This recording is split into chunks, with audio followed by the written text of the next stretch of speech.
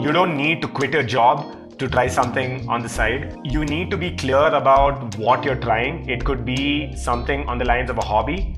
It could be something on the lines of a business, or it could be just anything that you want to give or dedicate some time to. The thing is, a lot of people are bogged down by how society looks at just attempting or trying new things out.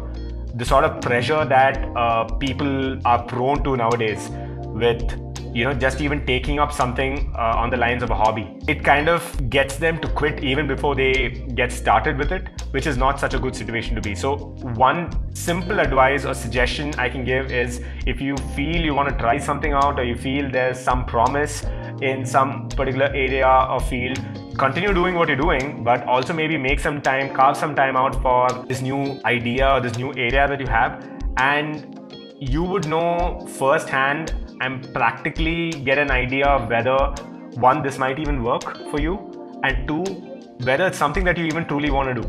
Right? I see a lot of people who are just not driven even by these business ideas and ventures after they have quit their jobs and they're in it full time, because either the industry is not for them, or they realize that I prefer having a routine set by a company or working with another team that kind of has its own pros too. Right? So it all comes down to the kind of person you are. It's just about setting the right expectations with yourself as well as the folks you'll be working with, to kind of be very clear on your deliverables and whatnot, while you also pursue something that you're quite keen on.